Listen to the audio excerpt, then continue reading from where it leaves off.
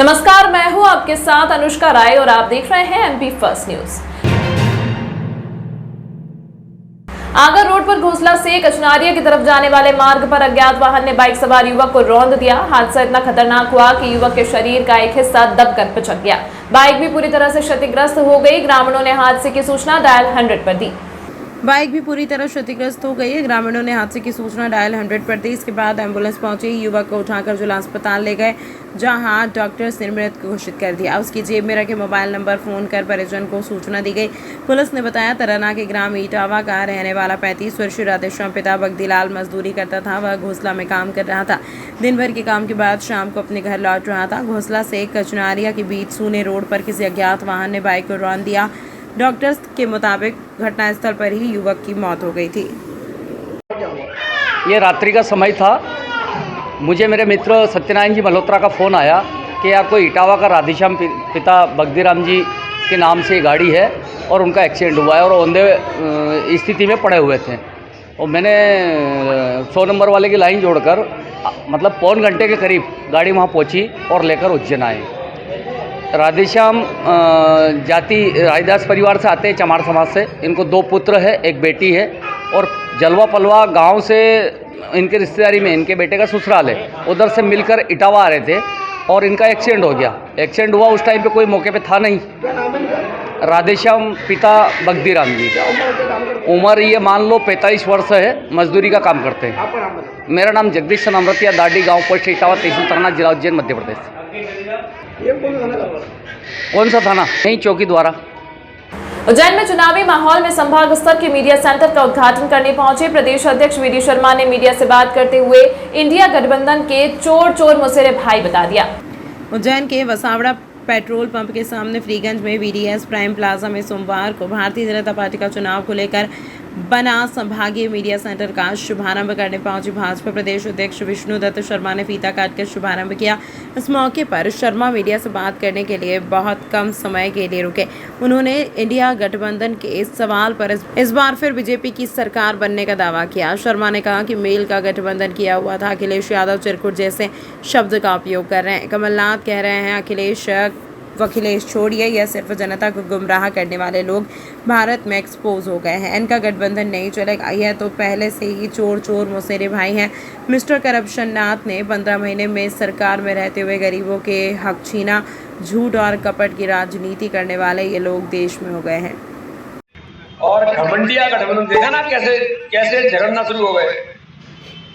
फिर मुझे पता होता कि ऐसा है तो मैं इन 2 कोड़ी के नेताओं से बात नहीं करता। कौन कह रहा? अखिलेश यादव कह रहे हैं। चिरकुट शब्द का उपयोग कर रहे हैं। चिरकुट नेताओं से मैं बात नहीं करता। और कमलनाथ जी कह रहे हैं कि कौन अखिलेश। यही घमंड है, यही घमंडिया गठबंधन है। देश समाज को गुमराह करने वाले लोग इस भारत के अंदर एक्सपोज हो गए। न कोई इनकी गठबंधन चलेंगे, न कोई इनके गठबंधन चलने वाले हैं। ये तो पहले से ही एक दूसरे के चोर चोर मौसेरे भाई हैं। पहले से ही जनता में एक्सपोज है। और मध्य प्रदेश के अंदर तो अखिलेश ही कह गए, यहाँ कांग्रेस की तो औकात नहीं है। तो ये सारे परिदृश्य आपको दिखाई दे रहे हैं। भारतीय जनता पार्टी का हमारा एक एक कार्यकर्ता सेवा के भाव के साथ हम सब जुड़े हैं। मध्य प्रदेश की सेवा करने का अवसर जनता ने दिया है। और पुनः मध्य प्रदेश की जनता जो कांग्रेस का दुरावस्था का दौर 2003 का था और 15 महीने की सरकार में मिस्टर बट्टाधार के इशारे पर मिस्टर करप्शन नाथ ने जो सरकार चलाई और मध्य प्रदेश के गरीबों के हक और अधिकार को छीना, हम विश्वास दिलाते हैं कि हम लोग कहते हैं वो करते हैं। ये केवल झूठ और छल कपट की राजनीति करने वाले देश के अंदर, प्रदेश के अंदर एक्सपोज हो गए। मध्य प्रदेश के अंदर इतिहास बनेगा और उज्जैन के अंदर ही बाबा महाकाल के आशीर्वाद से यहाँ भी हम पूरे मध्य प्रदेश के अंदर इस बार सर्वाधिक सीटें जीत करके इतिहास बनाने। ग्वालियर के पंचांग के अनुसार पंचांग मतांतर होने के कारण एक दिन पहले महाकाल की सवारी मंदिर से दशहरा मैदान के लिए निकली। दशहरा मैदान में एक शमी के वृक्ष के नीचे बाबा महाकाल का पूजन अर्चन किया गया। निर्धारित मार्ग से निकली सवारी में पिछले वर्ष अनुसार इस वर्ष श्रद्धालुओं की संख्या में बढ़ोतरी हुई है। भक्त हाथों में फूलमाला लिया अवंतिकानाथ का स्वागत किया। महाकालेश्वर मंदिर के गर्भगृह में संध्या आरती में बाबा ने होलकर रूप में दर्शन दिए। पूजन के पश्चात श्रद्धालुओं को महाकालेश्वर भगवान दर्शन देने के लिए रवाना हुए। वहीं सवारी इस बार दशहरे के एक दिन पहले ही ग्वालियर पंचांग के द्वारा निकाली गई। सवारी जैसे ही फ्रीगंज पहुंची तो छोटा गोपाल मंदिर पर सुनील यादव की पूरी टीम द्वारा सवारी का भाव है स्वागत किया गया और लौटते समय परंपरा अनुसार पूजा की गई। छोटा गोपाल मंदिर के संस्थापक सुनील यादव ने कहा कि पहले सवारी देवास गेट तक आती थी, अस्पताल के पीछे शमी का पूजन कर पुणे लौटी थी, लेकिन गोपाल मंदिर के संस्थापक सुनील यादव और लाला अमरनाथ रावण दहन समिति द्वारा दशहरा मैदान तक सवारी लाने की परंपरा को शुरू किया था। लेकिन इस बार मंदिर क्यों पुजारी रे अपनी मनमानी के चलते यहाँ परंपरा को तोड़ दिया और रावण दहन के एक दिन पूर्व ही सवारी को सारा मैदान स्थित शमी का पूजन के लिए ले आए। सुनील यादव ने सभी भक्तों को सुख शांति समृद्धि के लिए बाबा महाकाल से कामना की है। बाबा महाकाल आज नगर भ्रमण से होते हुए दशहरा मैदान पे पहुंच रहे हैं, जहां पर शमी की पूजन होगी। शास्त्रों के अंदर आज शमी वृक्ष की पूजन का बड़ा महत्व है। भगवान शिव को शमी अर्पण की जाएगी। आज के दिन शमी पूजन होने के कारण बाबा महाकाल दशहरा मैदान पर जा रहे हैं। जय महाकाल। बाबा महाकाल के दरबार में भक्त लोग साल में एक बार इधर आते हैं, तो सभी भक्त लोग बाबा महाकाल के आनंद से दर्शन कर रहे हैं और अपने आप को धन्य मान रहे हैं। छोटा गोपाल मंदिर यादव परिवार से हूँ मैं। ये मेरे पिता स्वर्गीय रामचंद्र जी यादव और लाला अमरनाथ जो दशहरा आयोजन समिति के आयोजक रहे हैं, उन लोगों ने पहले जो है ये फ्रीगंज सवारी महाकाल की आना परंपरा चालू करवाई है। इसके पहले सवारी देवास गेट थाना सख्या राजा धर्मशाला तक आती थी आज़ादी के पूर्व, और जो अस्पताल के पीछे शमी का वृक्ष है वहाँ पर जाती थी। शमी के वृक्ष के वहाँ से वापस लौटकर सख्या राजा का जो अखाड़ा है ब्रिज के नीचे सिंहस्थ का, वहाँ से लौट जाती थी।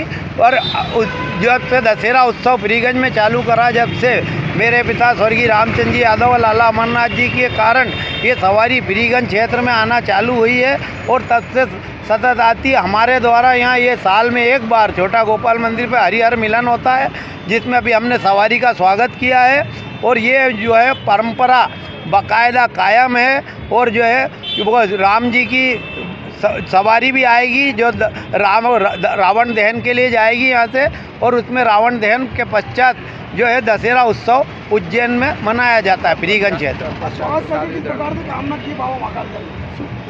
बाबा महाकाल से यही कहना है कि जो भी हो धार्मिक नगरी में एक अच्छा हो, अच्छी सरकार आए। अभी चुनाव का समय 2023 है, बस यही कहूँगा कि खुशहाली से शांतिपूर्वक चुनाव हो। एक मतदान एक महादान भी है।